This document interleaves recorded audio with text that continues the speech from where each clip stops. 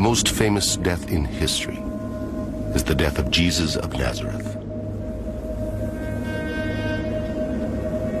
2,000 years ago, in 1st century Jerusalem, he was crucified by the Romans. The Gospels tell us he was buried in a tomb. And 2 days later, Mary Magdalene, one of his closest disciples, found the tomb empty.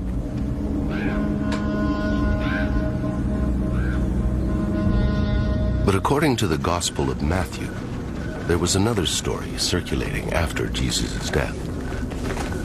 And though the Gospel calls it a lie, it was rumored that Jesus' disciples secretly took their master's body, presumably to give him a permanent burial.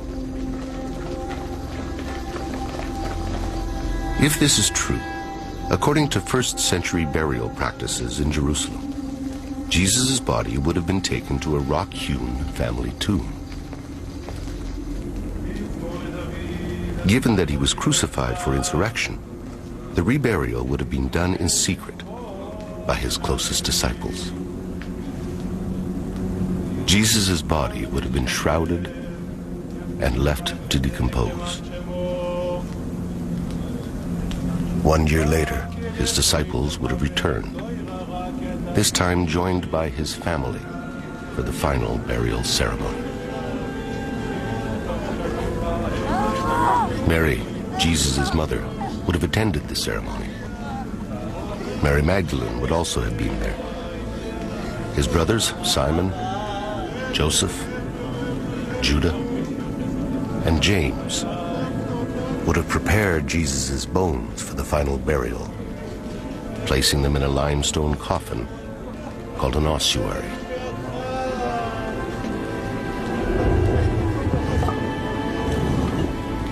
Jesus' name would have been inscribed on the side. His ossuary would then have been placed in a niche in the inner chamber, sealed away forever, deep inside his family tomb.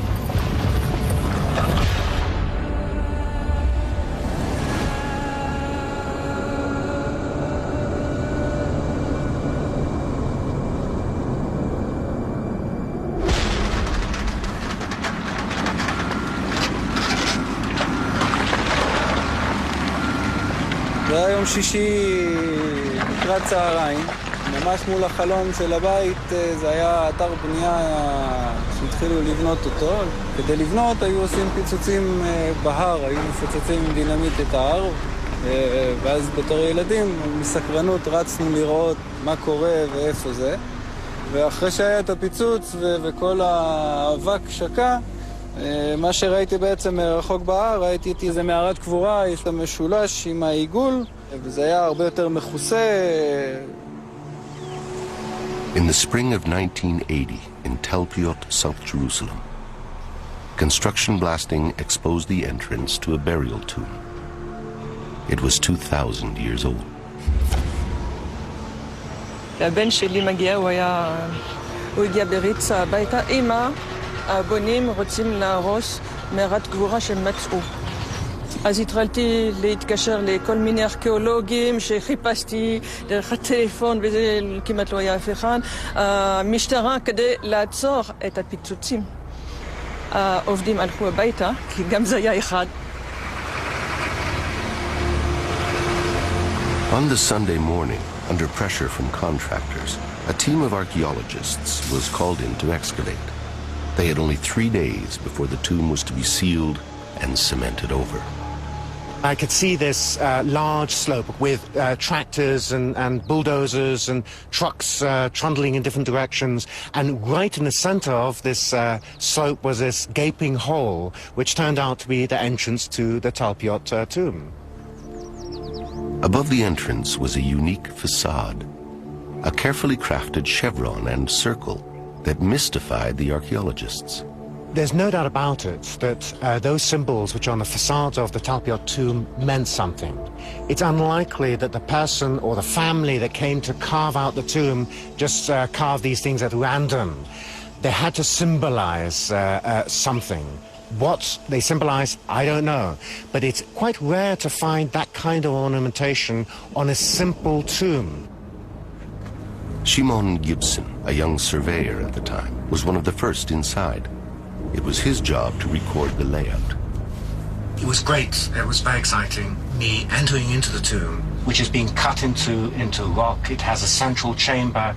It has arcosolia benches in the walls for the laying out of bodies. It has these loculi extending in different directions. It was incredibly important to get as much archaeological detail as possible onto plans. Gibson's detailed plan recorded every inch of the tomb's interior. Extending out from a large inner chamber were 6 deep cavities called loculi, or kohim in Hebrew. And inside these kohim, the archaeologists found 10 small limestone coffins, also called ossuaries. The ossuaries were quickly transferred to Jerusalem's Rockefeller Museum under the direction of the Israel Department of Antiquities.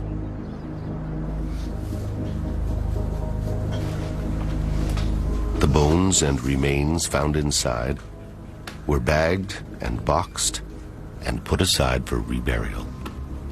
Certain decisions were made by the Israel Antiquities Authority that they would heed to the requests of the ultra-Orthodox Jewish community in Jerusalem and give over bone material which had been analyzed and examined by anthropologists for reburial. And then they began the process of cataloging the ancient bone boxes. By 1980, over 1,000 ossuaries had been found, but only 20% of them bore the names of the dead. Here it was discovered that 6 out of the 10 ossuaries had inscriptions. They are not monumental inscriptions. They're not intended to be seen and viewed by everybody, and they're not there to commemorate the dead. They are there so that when family members come in and start shifting the boxes around so they can put a new one in, they know which one is which and which belongs to who. The archaeological record shows that the custom of using ossuaries for burial in Jerusalem only lasted for about 100 years, ending around 70 of the Common Era when Jerusalem was destroyed by the Romans. And so the discovery of inscriptions on stone coffins like these provide archaeologists with a catalog of names specific to the time of Jesus. And on one of the ossuaries discovered in the Talpiot tomb, written in Aramaic, was an astonishing name: Yeshua bar Yosef.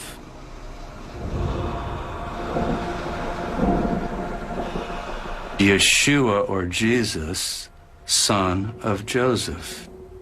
Yeshua bar Yosef. Now, when this was found, I think the archaeologists weren't too excited about it. The public would have been very excited, but they didn't hear about it. You found a Jesus, son of Joseph ossuary?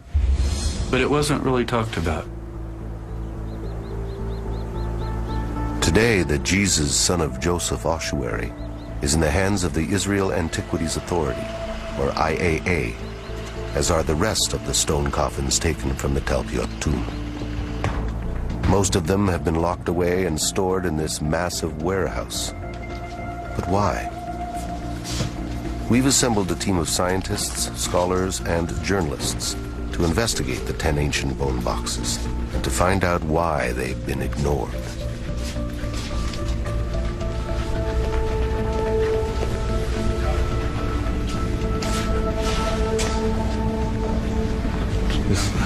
This is it. Felix? Yeah.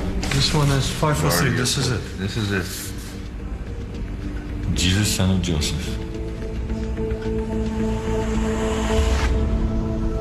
Today, it takes an expert in ancient writing like world-renowned Harvard professor Frank Moore Cross to examine the inscription. Because even though it is one of the plainest ever found on an ossuary, its letters are so informal that it's very difficult to read. This being quite informal, and this particular one quite messy. Academics describe it as a graffiti, so cursory it's almost as if it was meant to be read only by intimate family. There's an X here before the name. And then the name Yeshua, then the father's name is perfectly clear, Yehoseph, the son of Joseph. I have no real doubt that this is to be read Yeshua, and then Yeshua bar Yehoseph, that is Jesus, son of Joseph. Jesus, son of Joseph. Professor Cross's examination of the photograph has now shown us exactly what to look for on the actual coffin. Yud Vav Shin Ein. Yud, Shin, Vav, Ayin, Jesus. Bet, Resh, son of. Yud, He, Vav, Samach, Pei, Joseph. Jesus, son of Joseph. It's quite amazing, eh? Amazing is not the word for it. Can this stone coffin be linked to Jesus of Nazareth? To answer that question, we have to examine all the archaeological evidence uncovered in this family tomb. Does it fit with Christian tradition? Does it challenge certain articles of faith? If the bones of Jesus were to be found in an ossuary in Jerusalem tomorrow, and without doubt, let's say they are definitely agreed to be the bones of Jesus, would that destroy Christian faith? It certainly would not destroy my Christian faith. I leave what happens to bodies up to God. It seems that Christians can accept the possibility that the remains of Jesus were transferred to a family tomb. Thereafter, he could have risen and appeared to his followers as the Gospels report. According to Christian faith, Jesus then ascended to heaven. In theory, the ascension could have been spiritual, leaving his body behind. In fact, those who take a strictly historical approach to the Gospels would expect to find Jesus' remains in his family tomb. When he's first buried, it's in a temporary tomb. And later, unless he somehow magically disappears and goes to heaven, which is a position of Christian faith, but if you're going to be historical and realistic, he was would be put in a permanent place of burial as a good Jew. Okay? Well, the tomb, you have to have a family tomb. The family tomb of Jesus. If the ossuary found in the Talpiot tomb, marked Jesus, son of Joseph, did at one time contain the mortal remains of Jesus, then all the ossuaries in that tomb would have to belong to members of the Jesus family. On the other 5 ossuaries reported to have inscriptions, we should only expect to find names from the family tree of Jesus. Jesus was the son of Mary and Joseph.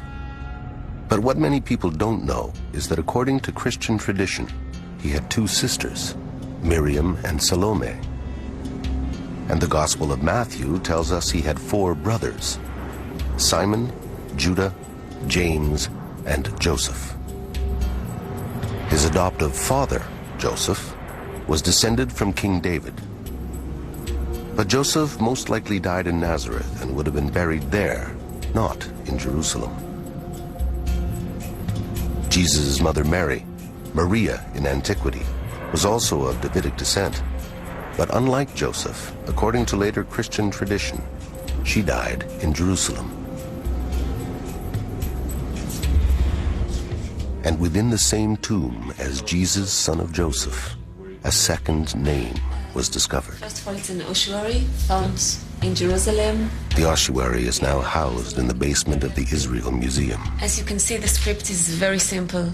The Hebrew letters that create this name are Mem. Mem is for M. Reish, like R. Yud can be I or Y. And Hey, in Hebrew, it's like H in Latin, English. That makes Maria. Maria. And it's one of the rare examples of that name on ossuary in Israel. Maria, Mary, found in the same family tomb as Jesus, son of Joseph. Could this be the Virgin Mary's ossuary?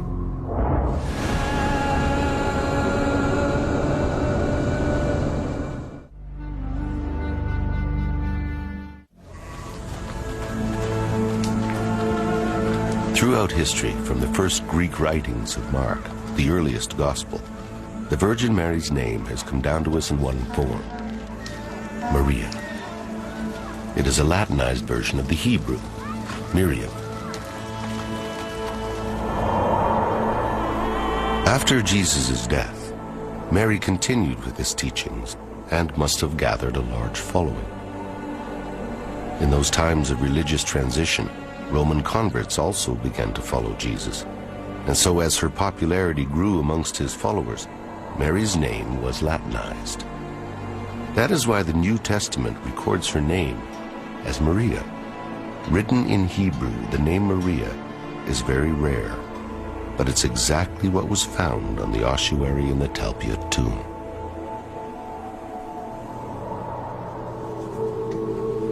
If in 1980, archaeologists had considered, even for a moment, that they had discovered the ossuary of the Virgin Mary, what other family members might they have expected to find next to her?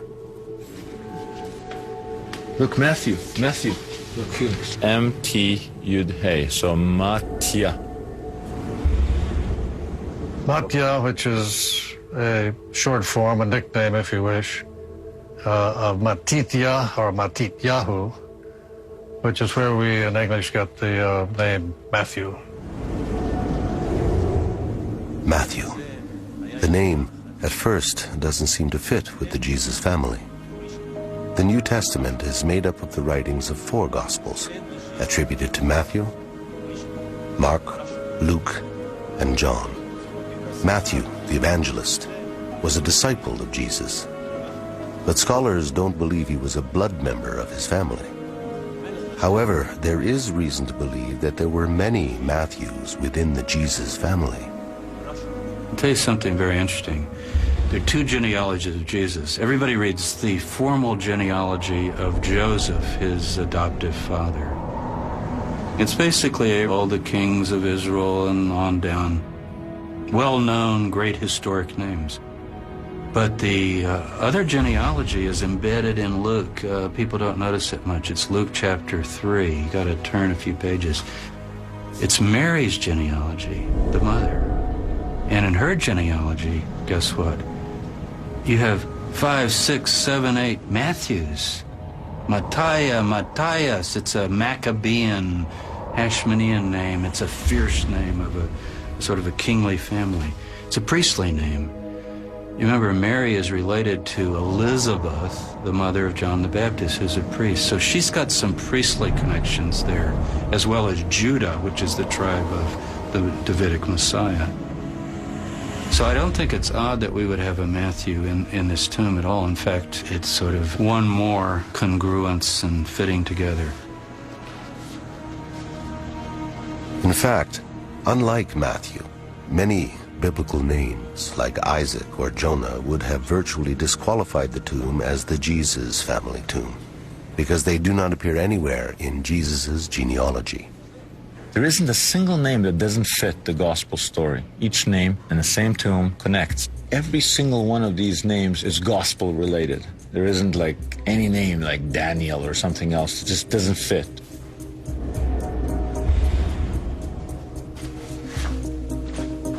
On 3 ossuaries, 4 names had been uncovered: Joseph, Jesus, Mary, and Matthew. And then on an ossuary found deep within the tomb, another name was discovered. This inscription says Yosa, with a hey in the end.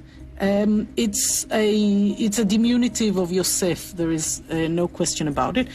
As an ossuary inscription, this would probably be quite unusual. If I'm publishing in English, I say, oh, okay, there's a Joseph. Well, there's not just a Joseph. It's Yosei. Now, in Hebrew, Yossi in Israel today is quite common. Yossi, Yossi, Joseph, like Joey. But Yosei you will never hear. And you didn't hear it in the ancient world either. The Yod, the E becomes a Yosei. Guess where we know that name?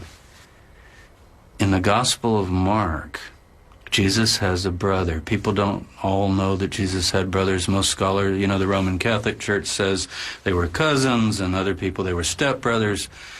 But most of the historians and the biblical scholars have pretty well now admitted Jesus had brothers. They're named in the Gospels, the four brothers, James, Joseph, Jude, and Simon. But the Joseph in Mark, only in Mark, our earliest Gospel, it's not Joseph, it's Yosei. Yosei, or Josie in English, was the brother of Jesus. But the Gospels don't tell us much more than that. He disappears after 3 brief citations. What happened to Yosei is a mystery. But if the ossuaries from the Talpiot tomb belong to the Jesus family, then Yosei has finally been found. Of all the ossuary inscriptions ever discovered, there is only one with this unique spelling of the nickname Yosei. Look, it's the nickname that appears here, right next to Jesus, son of Joseph. The brother was known as Josie, not Joseph, and it's exactly in the same configuration right here. Josie, Yosa.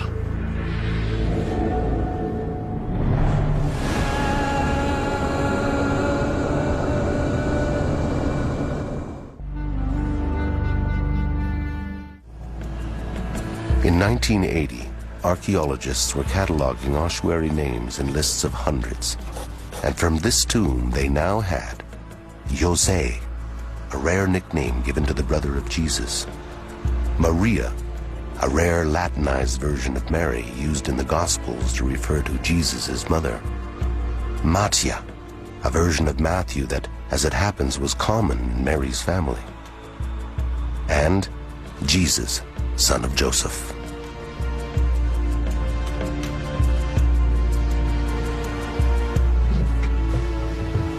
All found together in a family tomb, all cleaned and cataloged, all bone material reburied together, here in an especially consecrated grave outside Jerusalem.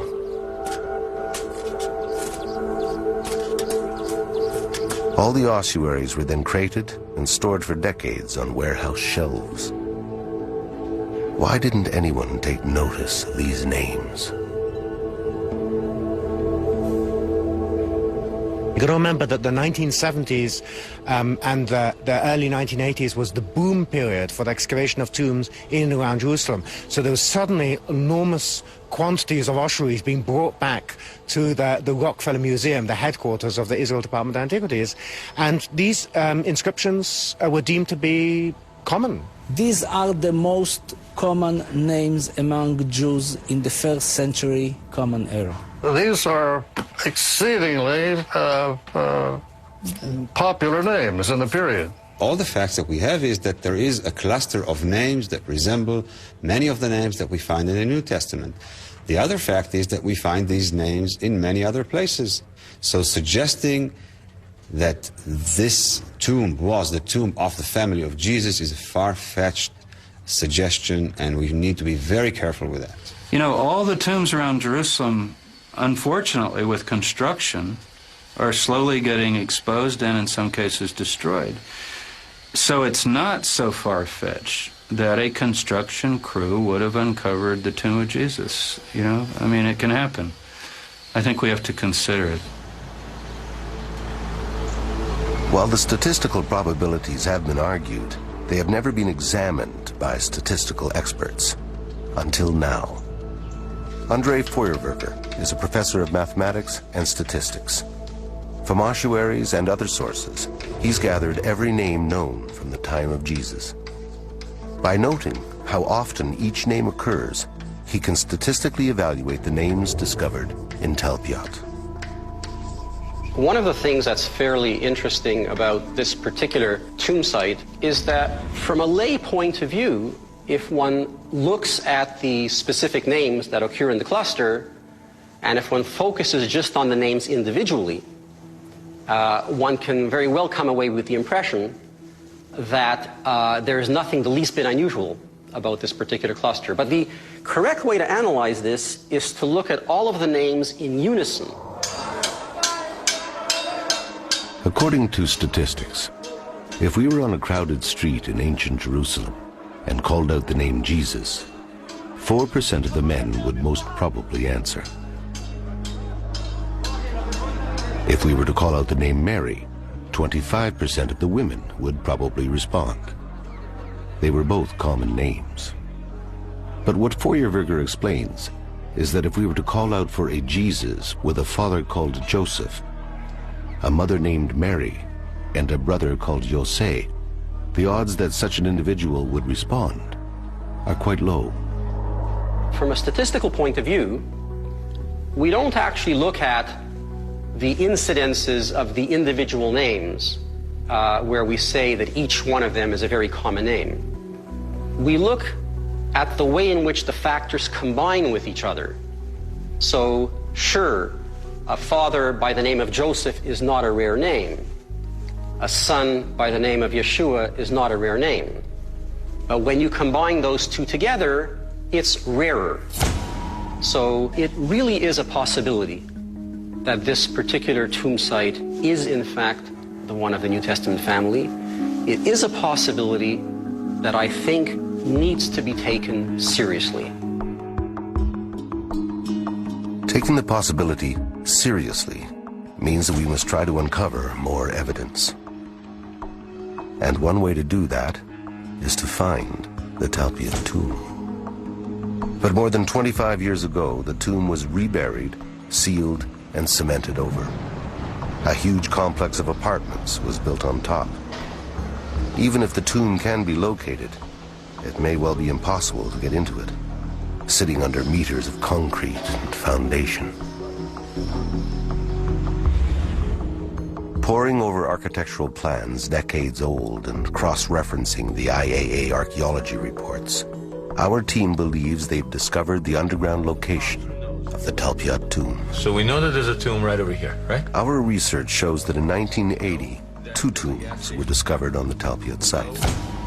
The roof of the second tomb had been partially destroyed by construction, but it was sealed up again and not excavated because of time constraints and pressure from religious groups to keep it undisturbed.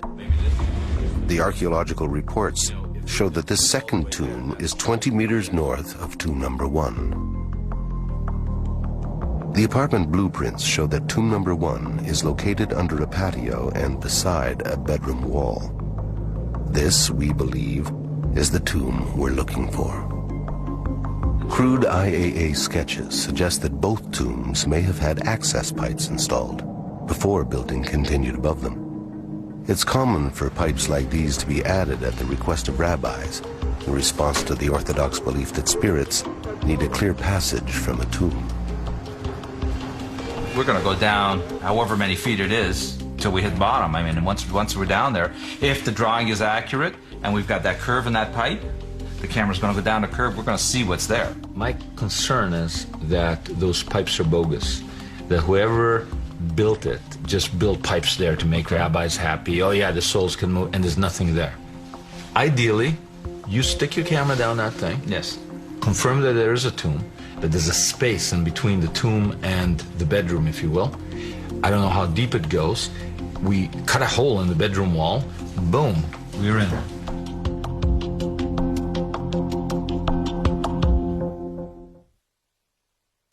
Has the burial tomb of Jesus been found?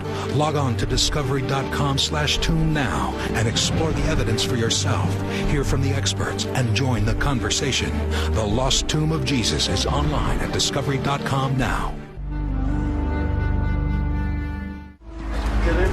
We've obtained permission from the tenant to give us access to the Talpiot apartment we pinpointed in the blueprints.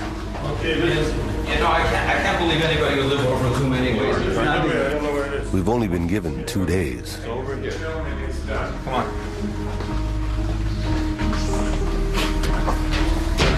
This is it. This is it. Yeah, this is it.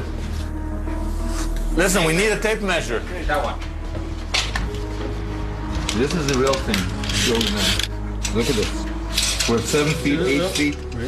Some resistance, but that's not the bottom. There's more. What's blocking that? This isn't a dummy pipe.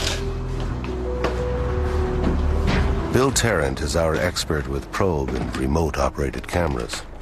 Even if the access hole is as small as 1/4 of an inch, Bill can get a camera inside.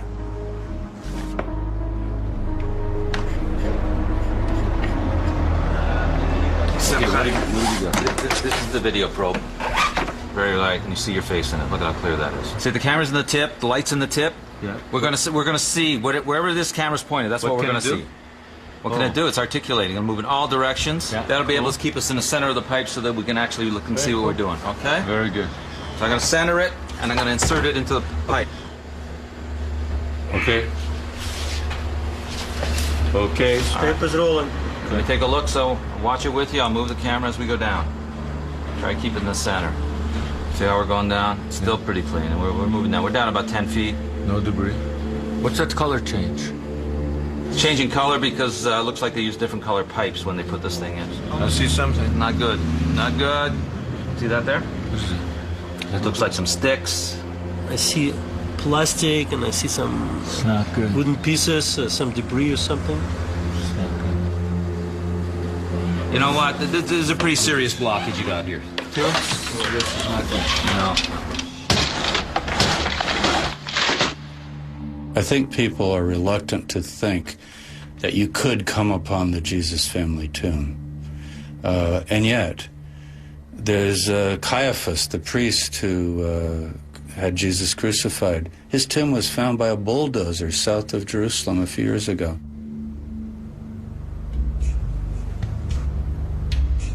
In December of 1990, construction workers uncovered an ancient burial cave from the 1st century. Inside, there were 12 ossuaries. 2 of them bore the name Caiaphas. This one, the most ornate ossuary, has the inscription, Joseph, son of Caiaphas, carved into it twice.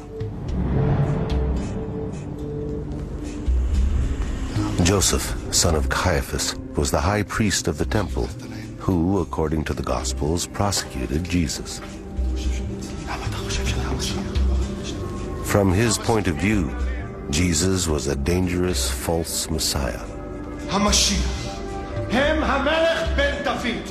who was leading the Jewish masses into a confrontation with Israel's rulers in Rome. It seems to me there's a double standard. You said that Caiaphas is, in all probability, the high priest who prosecuted Jesus according to the Gospels. Whereas this entire cluster is dismissed, well, these are just common Jewish names. I mean, how are you so convinced that this is the Caiaphas? You find more ossuaries in that same tomb, less fancy, with the name Caiaphas, not Joseph, son of Caiaphas, but with the name Caiaphas on it. A fancy decoration convinces you that this is the Caiaphas of the... Caiaphas is not that common name. It's not as common name as Jesus, Joseph, John, or Mary. It is a rare name. It's a name that we know from both Jewish sources and from the New Testament. And it is good in dating and timing for that period, and it could be that one. The fact is that we have never found anywhere else an ossuary with the name Joseph, son of Caiaphas, anywhere else. On the other hand, you have a whole bunch of unique things.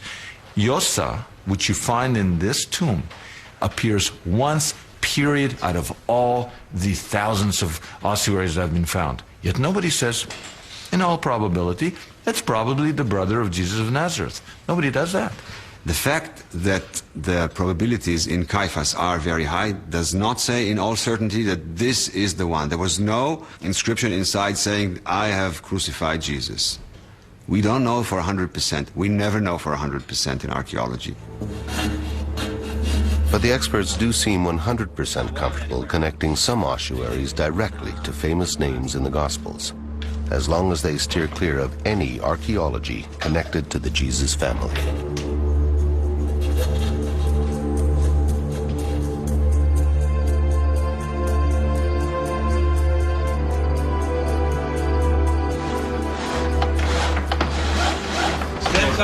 we're at the point now. I think we got to call on a plumber. We're gonna break into the tomb with a plumber. You got a better idea? Itai! Yeah. We need a plumber. No, nobody will come now. It's almost 9 p.m. So call him now and bring him tomorrow. This is crazy. Start with the plumber. What else we got to do?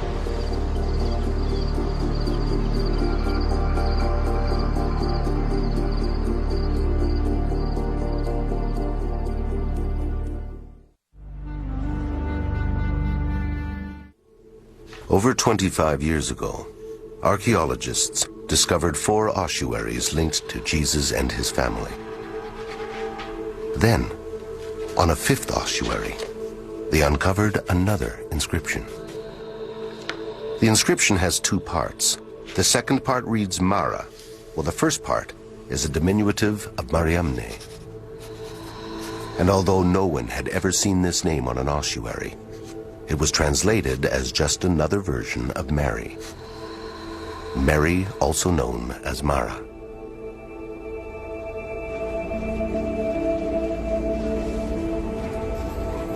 But would it make sense to find in the Jesus family tomb 2 ossuaries with the name Mary?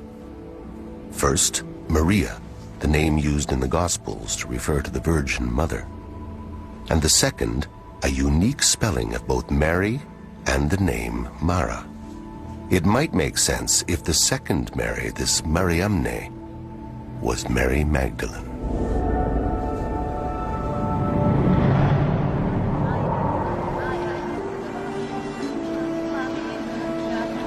Mary Magdalene comes down to us in the New Testament as not just a name, but a name and title. According to scholars, she is Mary from Magdala, Mary Magdalene. Magdala was an important trade center close to the Sea of Galilee. The people from Magdala would have spoken Greek as well as Aramaic. Christian traditions suggest that Mary Magdalene and her brother Philip were preachers to the Greek-speaking Jews. And it's quite likely that Mary Magdalene's family and followers would have written her name in Greek. The Mariamne ossuary is the only one found in the Talpiot tomb with a Greek inscription. Let's say in this very tomb of Talpiot, the second Mary was clearly identifiable as Mary Magdalene, let's say. Right. What would be your reaction then inside this cluster? It would be fascinating and certainly draw much more attention and raise many more questions, but it doesn't. We don't have Mary of Magdala in that tomb. If one of the ossuaries had said Mary Magdalene, I would say wow, and I would be a lot more impressed. If it will be written Maria coming from Migdal or Maria Magdalena, I would say very interesting. If the Mariamne inscription could be connected to Mary Magdalene, it would be more than interesting. It would be statistically compelling, because we could create a combined probability equation for the Talpiot cluster that includes Mariamne. What happens when you do that is that the individual probability factors, even though they're not terribly small in any one particular case, when you multiply them all together, it actually starts to build up a picture that the overall thing that you've seen is actually a very rare event. Because Feuerberger takes a conservative approach, he eliminates Mattia altogether, since he is not a known member of Jesus' immediate family. Feuerberger also divides the probability outcome by 4, so as to compensate for any unintended biases in the historical data. And he further divides the number by 1,000, representing all first-century Jerusalem tombs. By the end, his model concludes that there is only 1 chance in 600 that the Talpiot tomb is not the Jesus family tomb, if Mariamne can be linked to Mary Magdalene. But can she? One of the most famous tales associated with Mary Magdalene is in the Gospel of John. where Jesus stops the stoning of a woman punished for adultery.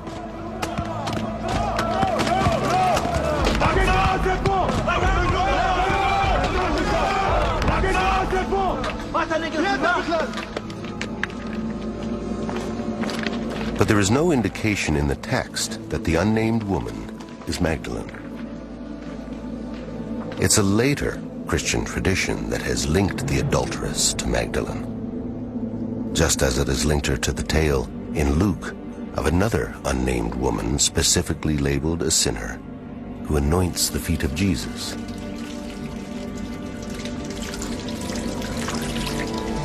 Drying them with her hair.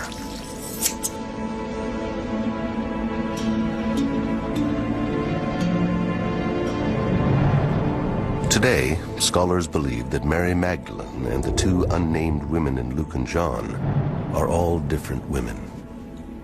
The tradition of linking Mary Magdalene to these so-called sinners can be traced back to a turnaround in the church of later centuries, when women were excluded from being consecrated as religious leaders.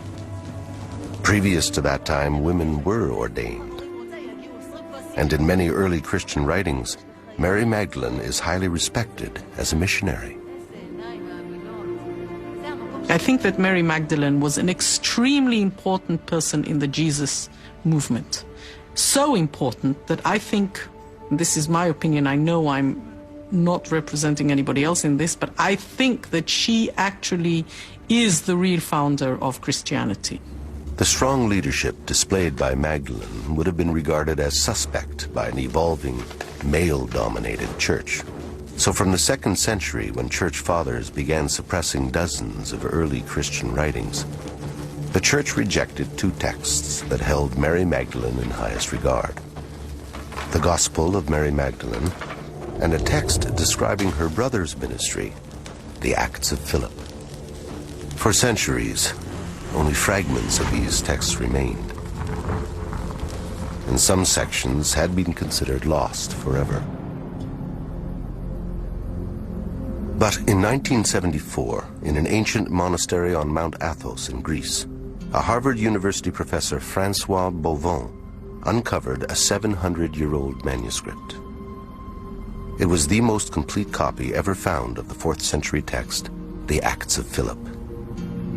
In it, Beaumont claims to have discovered an early description of Mary Magdalene, unmarked by later Christian tradition. In the Acts of Philip, she is completely, there is no mention of her previous life. She is seen positively as a Christian missionary. So she is completely at the same level as male missionaries. She preaches, she teaches, she baptizes, she carries even the title apostle. If in the early Christian movement Mary Magdalene was an apostle, then the unique alias Mara on Mariamne's ossuary could be pointing to something extraordinary. In Aramaic, Mara means master. Mara, the master. Even today, if you go to the Armenian quarter, the archbishop or one of the priests would be like Mar Samuel or Mar whatever, Lord, Master. You can still hear it. So it's a sign of respect for a rabbi, for a teacher, related to the Mara, the Lord, the Master. It is clear in the Acts of Philip that Mary Magdalene is respected as a preacher, baptizer, and apostle, strong and faithful, and close to Jesus. It would make sense then for her followers to refer to her as Mara, Master.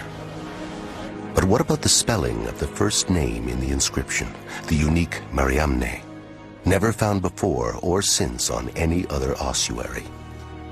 In the Acts of Philip, Mary Magdalene's name is spelled M-A-R-I-A-M-N-E.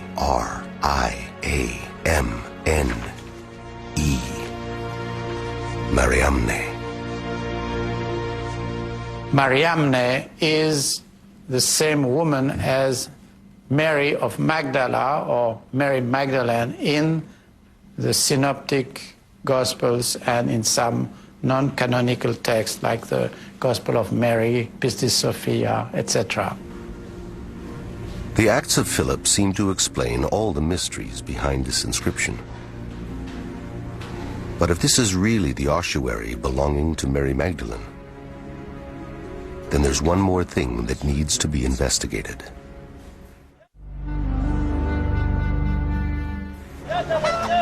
The common held belief, based on medieval tradition, is that after the death of Jesus, the disciples were expelled from Judea and scattered to many lands, traveling and spreading the word of God.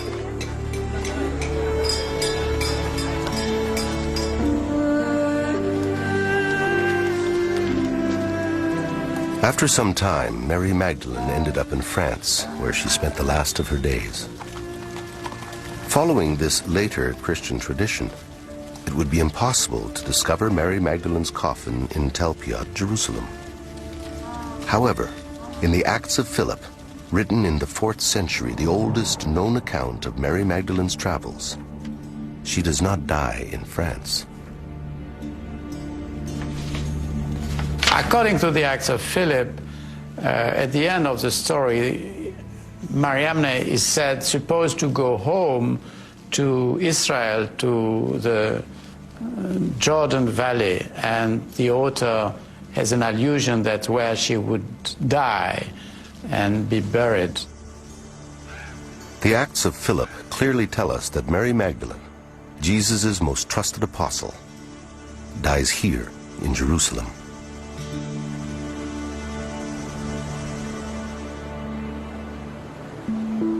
Would it really be that implausible to find her buried beside Jesus in the tomb of the Jesus family?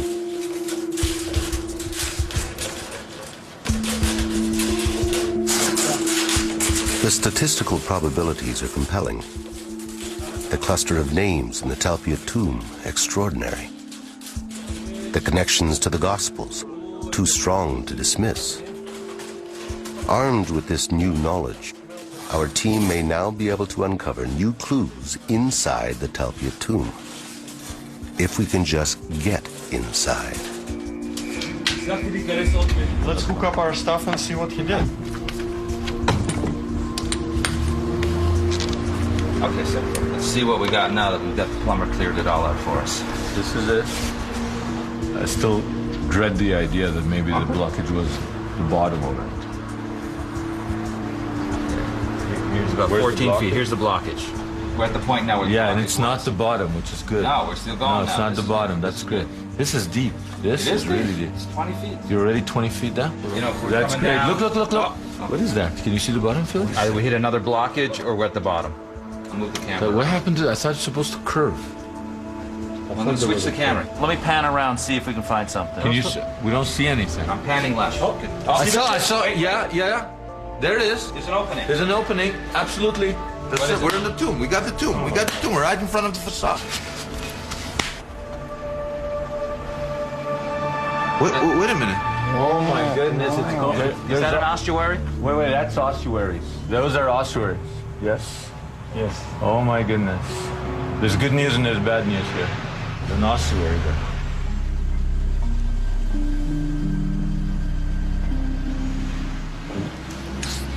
What does that mean? It's the wrong tomb. The wrong tomb, man. Our tomb is empty. So, what are we gonna do? You know what? This may be the second tomb. You're right. This may be the one we thought was 20 meters north. We're in the second tomb. Right. Our tomb is 20 meters south of here. The good news is no one's ever seen a tomb from the time of Jesus in pristine condition.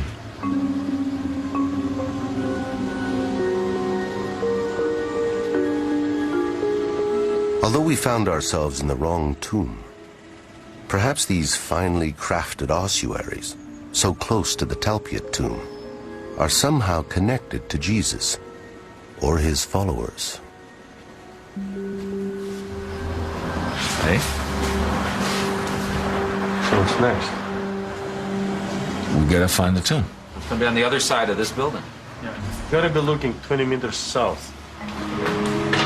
Hey, where are you going? Where the heck are you going? South, that's the parking lot. Shouldn't be a big deal. South is south. 20 meters takes us in the garden. 20 meters is not much. The idea of finding Jesus' tomb might not seem so outlandish if we could locate tombs belonging to his followers, the people scholars call the Judeo-Christians. According to tradition, this is the view Jesus had when he walked up the Mount of Olives and gazed upon the Jewish Holy Temple. Where the Muslim gold dome of the Rock now stands was once the Holy of Holies. There the Ark of the Covenant was housed. According to Luke, Jesus looked at the temple, foresaw its destruction, and wept. Where he wept is here, Dominus Flevit, a holy site on which Franciscan monks built this monastery in 1891. That's good. In 1953, while renovating, the Franciscans discovered a 2,000-year-old cemetery. This ancient necropolis was partially excavated by a well-known archaeologist named Bellarmino Bagatti. Bagatti claimed that these ossuaries belonged to some of the earliest followers of Jesus. If this is a early Judeo-Christian cemetery, then that means that our tomb is not sitting in some kind of archaeological vacuum. It's really part of a network of cemeteries.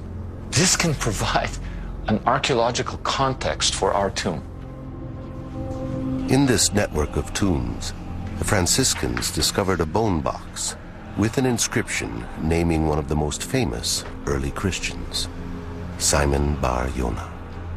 Now, I don't know if everybody will recognize that immediately, but Jesus said to Simon Peter, who's venerated later as the Pope and the head of the church, "You are Simon Bar Jonah, blessed are you, Peter." See, his name is not Peter, that's a Greek word. His name is Shimon, Shimon Bar Yonah.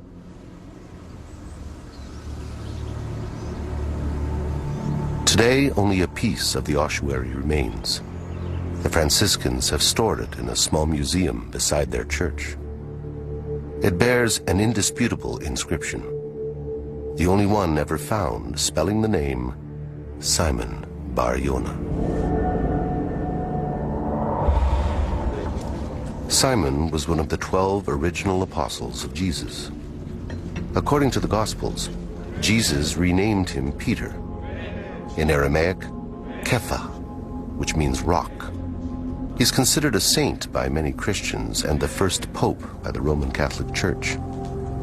According to tradition, Simon Peter was crucified and buried in Rome. So how could his coffin be here in Jerusalem?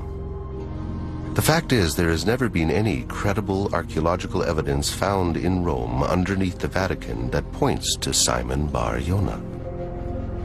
And here sits an ossuary discovered at Dominus Flevit, bearing his name.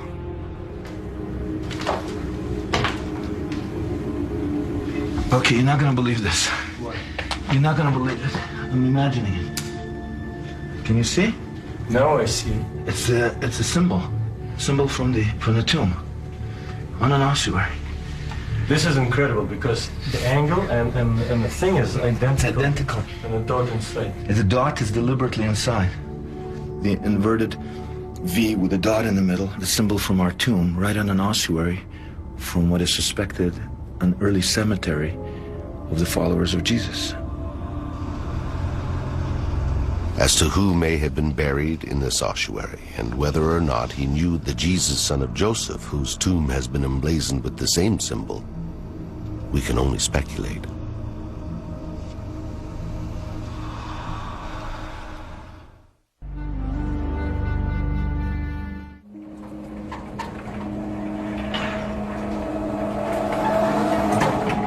When it comes to forensics, modern science doesn't allow for much speculation. By studying ancient DNA in bone fragments and human residue left behind in ossuaries, scientists can now determine familial relationships between the various people in the Talpiot tomb. Stephen Phan is the director of the Center for the Study of Early Christianity, and he's assisting Stephen Cox, a forensic archaeologist from New York State. They have discovered valuable material inside the ossuaries inscribed Mariamne and Jesus, son of Joseph. Inside this ossuary, we've got some material that's adhering to the surface of the stone in a very interesting circular pattern. It's worthy of picking out and taking a look at it and see what its composition is. The pattern and or material could give us a big clue as to who, what, when, and where. It seems outlandish that these samples might contain the DNA of Jesus and Mary Magdalene. But if there's enough material, these tests may shed a new light on Jesus and his family. So this is sample 80-500.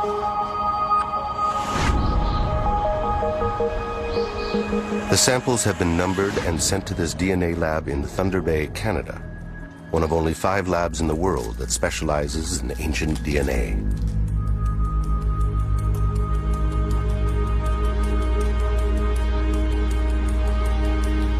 The scientists don't know that the samples belong to a Jesus, son of Joseph, and a woman who might be Mary Magdalene.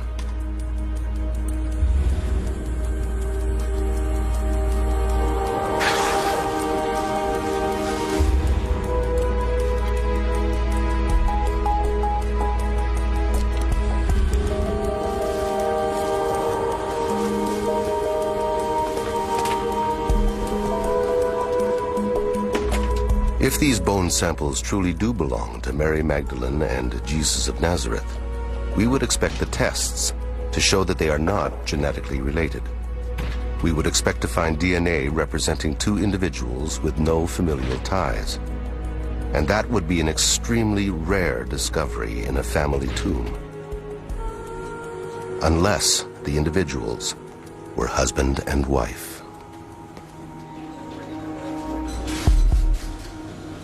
The question now, is there enough DNA material to create a significant profile? To obtain the maximum amount of information, the biologists will try to recover what they call nuclear DNA from the bone cells.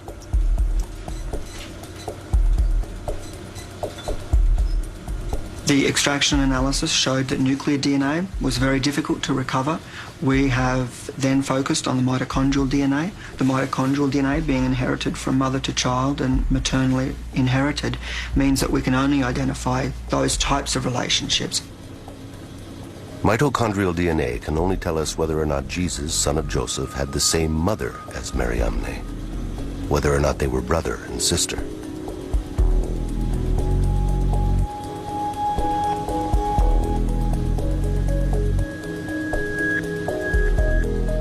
If the biologists cannot recover mitochondrial DNA from the bone cells, the test will have to be aborted. And we will never know the true relationship between Jesus and Mariamne. We have indeed been able to achieve results. We got the mitochondrial DNA. It was very fragmented, very small amounts of DNA. We were able to amplify it, we were able to sequence it. We then went on to clone those sequenced DNA fragments, and by cloning the DNA, we're able to then compare many, many copies together. And that increases the validity of the work, and that way we're able to compare the sequences between that one individual and the other individual. And that's essentially what we've done, and I can show you the results here today.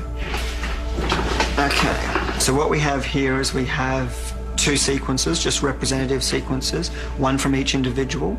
And what I'm going to show to you here is some of the variations between the 2 individuals. And so we have a polymorphism here, this G and the A.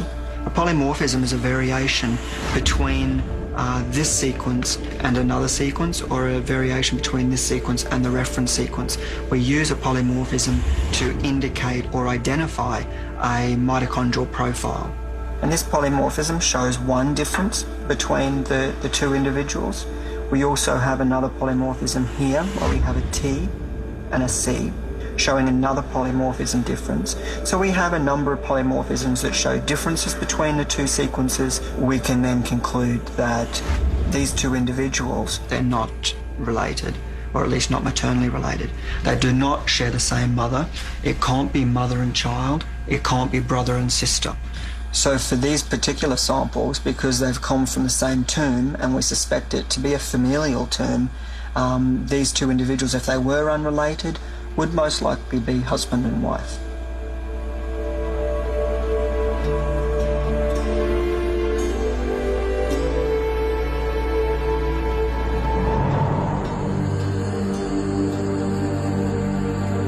For centuries, people have speculated on Mary Magdalene's relationship to Jesus. Mary Magdalene appears with more frequency than other women in the canonical Gospels, always a close follower of Jesus. Her presence at the crucifixion is consistent with the role of a grieving wife and widow.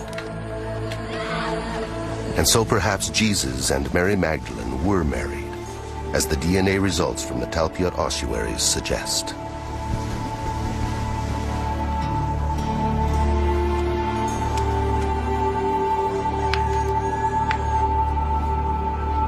And perhaps their union was kept secret to protect a potential dynasty.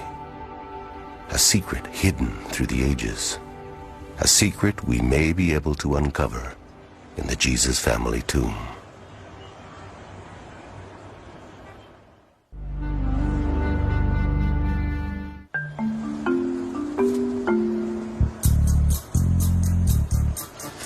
We've finally been able to contact one of the original builders of the Talpiot apartments. Ephraim remembers the tomb, but is a little hazy on its exact location. It's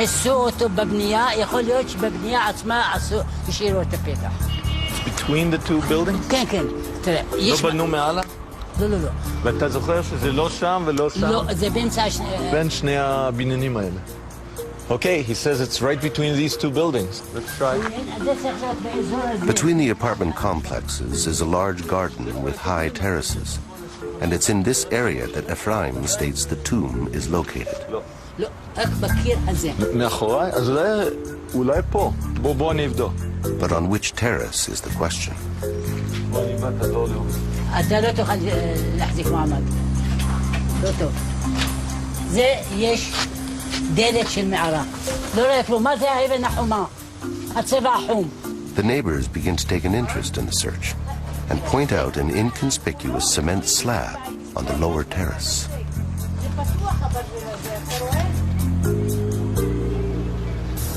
יכול להיות שזה מבחינת אבל מבחינת בנייה יש לזה מה עם זה? מה עם הפקק הזה? זה יכול להיות תחת הפקק? Could it be under the cement thing? Ephraim explains that the slab has no structural purpose, but he's interrupted by an almost prophetic visit from a blind woman who's lived in the apartments since their construction. הנה פה זאת המערה? זאתי המערה. כן? איך את יודעת? איך את יכולה להיות כל כך בטוחה? מה זה? אני זוכרת אותה. היא הייתה פתוחה וילדים פה נכנסו ויצאו ובאו וסגרו את זה. את יודעת אם הם מילאו את זה עם בטון או ששמו חול בפנים או שסתם סגרו? נראה לי שהם רק סגרו את זה. זהו, ואת בטוחה שזה פה, כן? פה, 1,000,000% שזה פה. 1,000,000% certainty. That's all we needed. If we could remove this inconspicuous cement slab, we just might find ourselves staring into the entrance of the Jesus family tomb.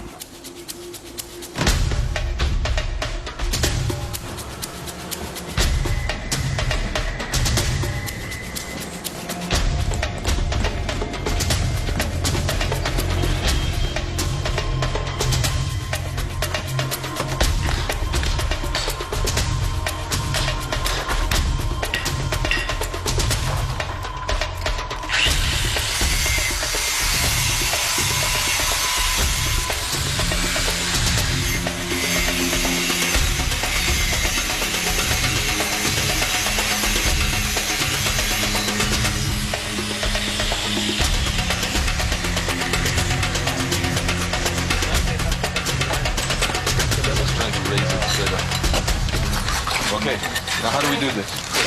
We need everybody to help, right? Felix, you realize we're rolling a big stone.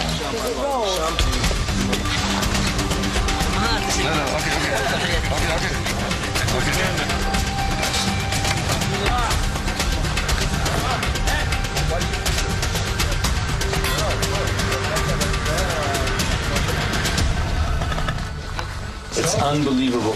This is it. It's the real thing. I mean, I'm pinching myself. I can't believe it. Okay, come on. Take a picture and compare, man. What's your first step? It's The long okay. step. All right. Look through it. I can't see anything. As long as I can see the same scorpion. One step at Scorpions in this area. no, just spiders. No, it's scorpions. Okay. Okay? No, this is definitely it. Look, there's the chevron. It's beautiful. It's just gorgeous. This is it. Look. Just like in the book. Just like in the picture. Look at it. Felix, we found it. We actually found it.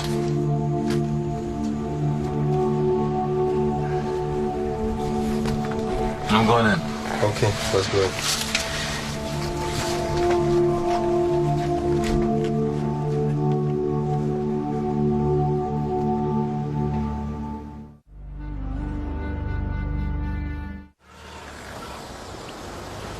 The opening of the tomb, 26 years after it was found, coincides with another twist in the story.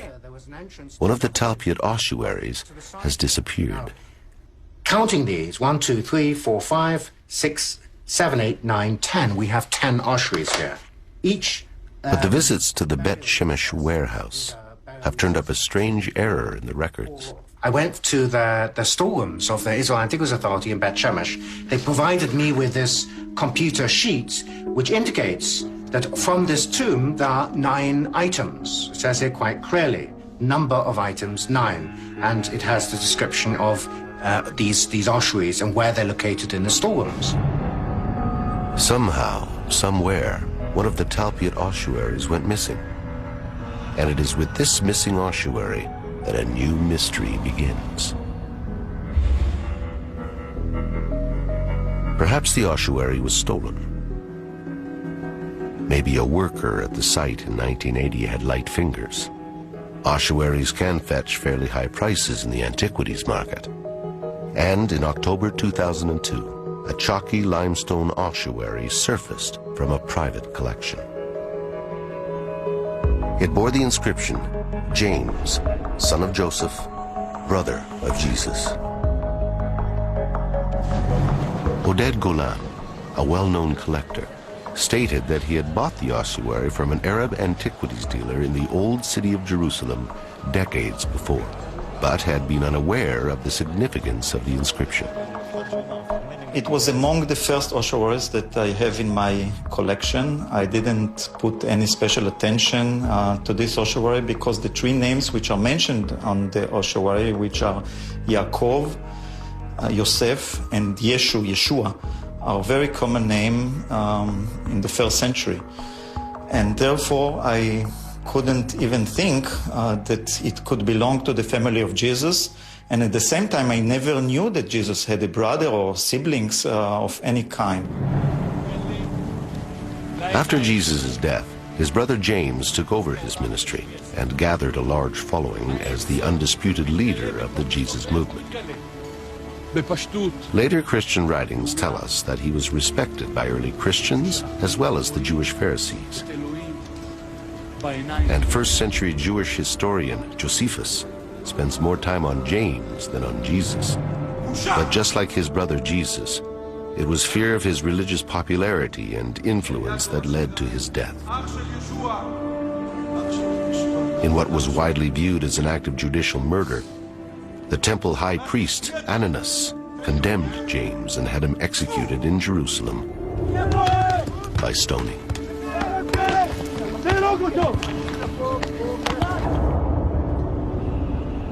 The numerous accounts of James's life show an early Christian of such importance that if it was at all possible, he would most certainly have been laid beside Jesus in death.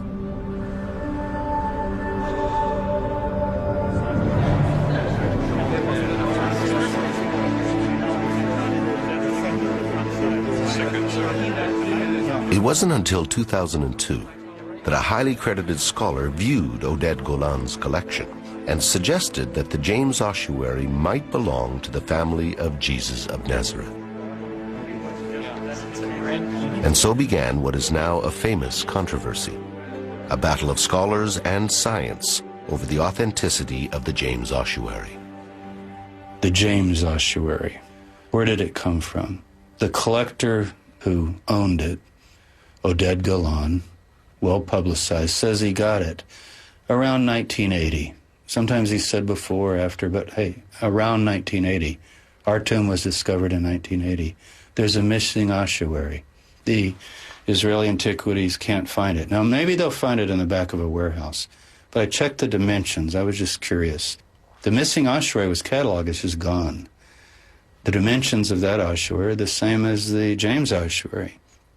Now, a lot of people have concluded, experts, that the James ossuary is a forgery, but nobody says it's all a forgery. And the position now of the Israel Antiquities Authority is that it originally said James, son of Joseph. I would be fine with that. I mean, you think about it. We've got these 6 names. If the James, son of Joseph, forget brother of Jesus. See what the ossuary says, James, son of Joseph, brother of Jesus. Some people say, well, the brother of Jesus, maybe that was added. It wouldn't matter. Obviously, it'd be the brother of Jesus. You got a Jesus, a Joseph, a James, son of Joseph, if it were from this tomb. Now, we're speculating, but the time is right, the name is right, and that, I think, would really make it fairly clear that this is a Jesus family. But what would it take to determine whether the James ossuary originated in the Talpiot tomb? The date and the recorded dimensions are extremely suggestive, but it's the patina that should prove the case one way or another. Over time, in a tomb, minerals and sediment accumulate on ossuaries. This accumulation is called patina, and it could be scientifically analyzed to produce a chemical and mineral fingerprint specific to an ossuary or tomb. Every ossuary discovered in a particular tomb will have the same patina fingerprint. The samples taken from the James ossuary show certain trace materials such as titanium and iron that are unique to the James ossuary. If the James patina matches the ossuaries from the Talpiot tomb, it will be strong evidence that the James ossuary is the missing bone box and belongs to the family of Jesus. Dr. Charles Pellegrino has come to the Bet Shemesh warehouse in Israel to collect patina samples from the Talpiot tomb ossuaries.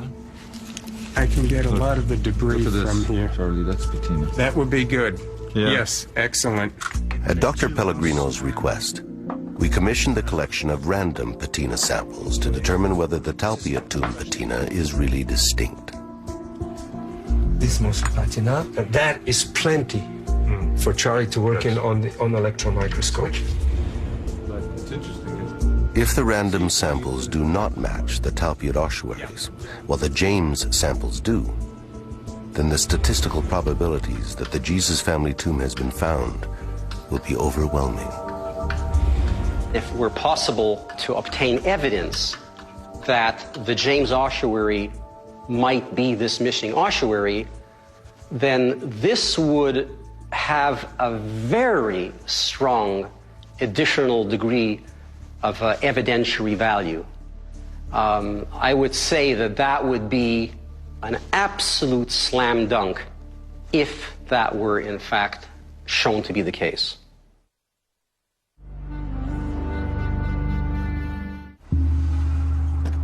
The Suffolk Crime Lab is a leading American CSI lab involved in solving modern-day crime mysteries.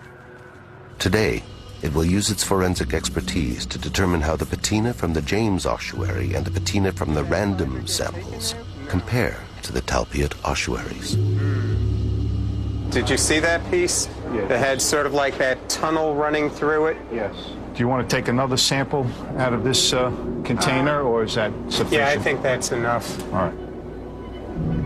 Yeah, I think that'll do. Yeah, mount it just as is. So that piece will be good to look at.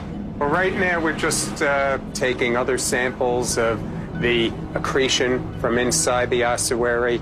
Iron is part of the signature that gives the soil that distinctive color. We now have it from this tomb. We have it from the ossuaries from this tomb. We're just taking other samples and we're going to look at them under the scanning electron microscope and ping them with the electron microprobe.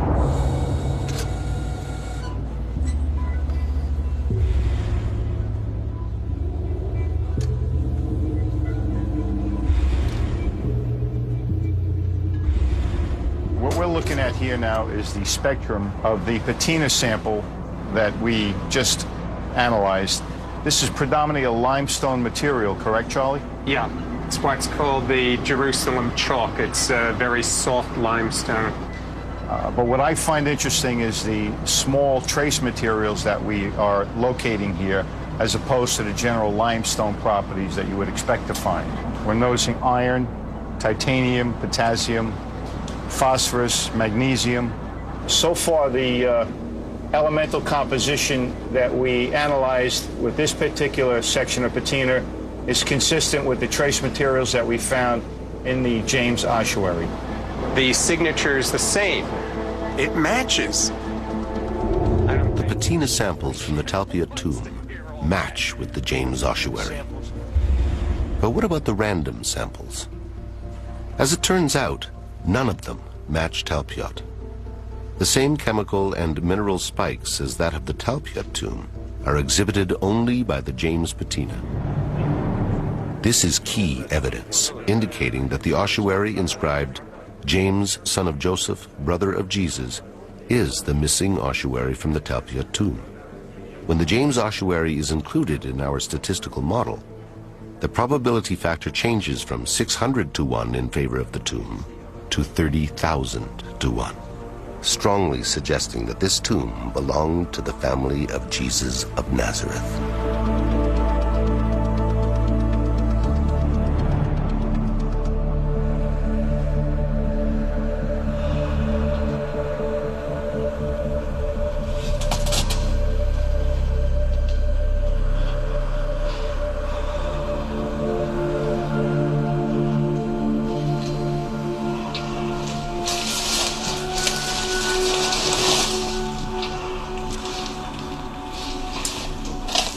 Oh my God! Oh my goodness! Awesome, isn't it? Yeah.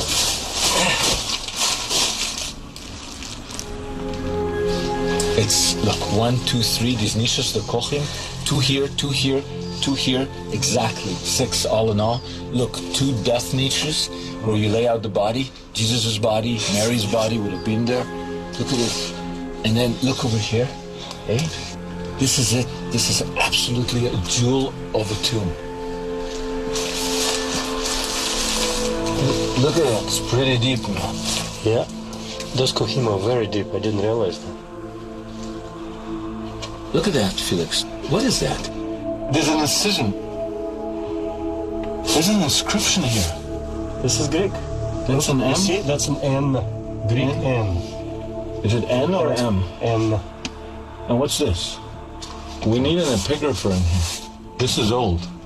2, 3, 4, 5, 6 letters. It's either Greek or Latin. It's certainly not Hebrew. Looking around, we noticed that we were sitting on mounds of decomposing pages of scripture.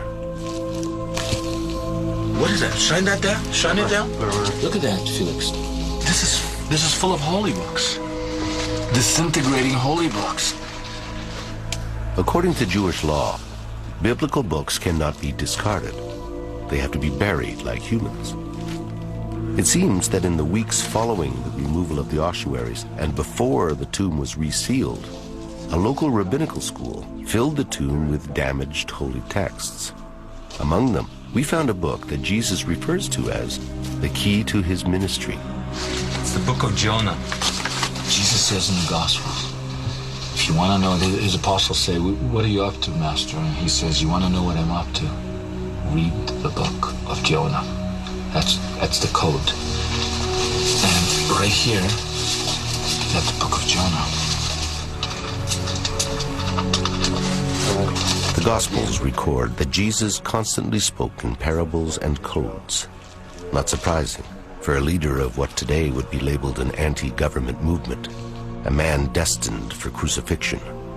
And those who speak in codes often harbor great secrets.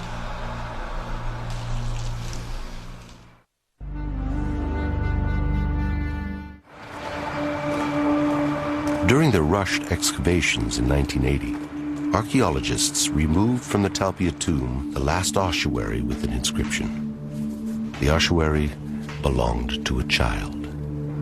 At the IAA Rockefeller Museum, the inscription was translated, Yehuda Bar Yeshua. Yes, Yehuda Bar Yeshua comes into English as Judah, son of Jesus. Judah, son of Jesus. The New Testament doesn't say that Jesus had a son, but perhaps in this instance, archaeology forces us to throw a different light on the New Testament. Could this bone box have once held the remains of the son of Jesus and Mary Magdalene?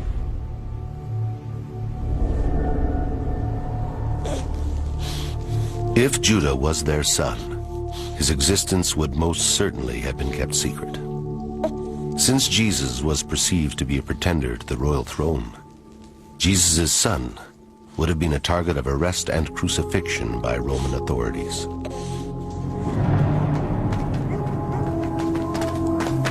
It was a time of great persecution. Anyone associated with Jesus' ministry was threatened. His cousin, John the Baptist, beheaded.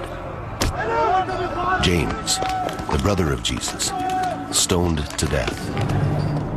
Simon, another brother, crucified. If they were parents, Jesus and Mary would have known that leaking knowledge of the birth of their child would have put the child at terrible risk.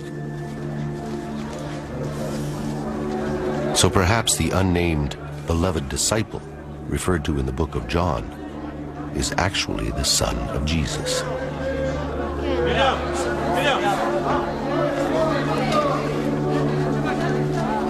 Who remains unnamed in the text to conceal the child's lineage.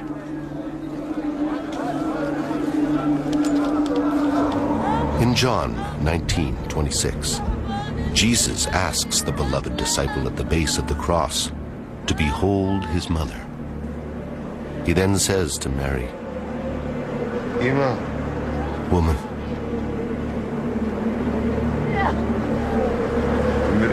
behold your son." Traditionally, this scene has been understood as Jesus addressing Mary, his mother. But can this be later theology? Could it be that Jesus was talking to Mary Magdalene, his wife, asking her to protect their son?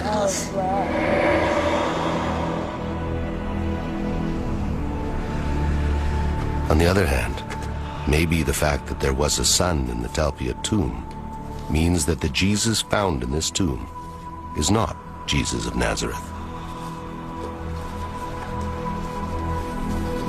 Accordingly, we would have to believe that living around the same time, in the same place, there was another Jesus, who also had a father named Joseph, and two close male relatives named James and Jose,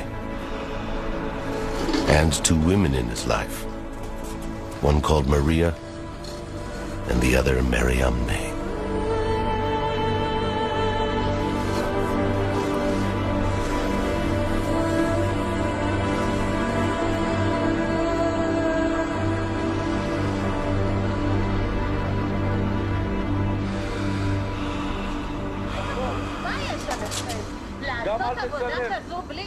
What's that noise? I think they're getting upset that we're in here. I'll go talk to them.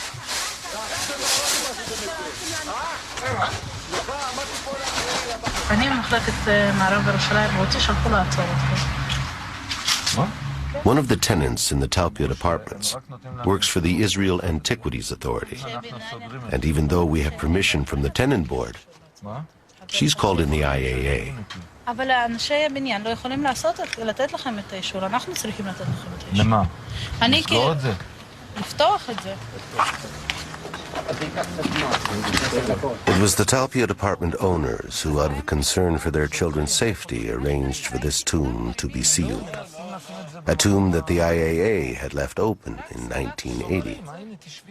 Obtaining permission from the IAA to open a tomb they never sealed seems unnecessary. But despite our pleas, we were asked to cover it again. Okay, תמשיכו, לסגור, רק לסגור, לא לפתוח. The tomb that arguably once held the remains of Mary, the mother of Jesus, Matthew from Mary's family line, Jose and James, the brothers of Jesus, Mary Magdalene, her husband Jesus, and Judah their son, is sealed up again.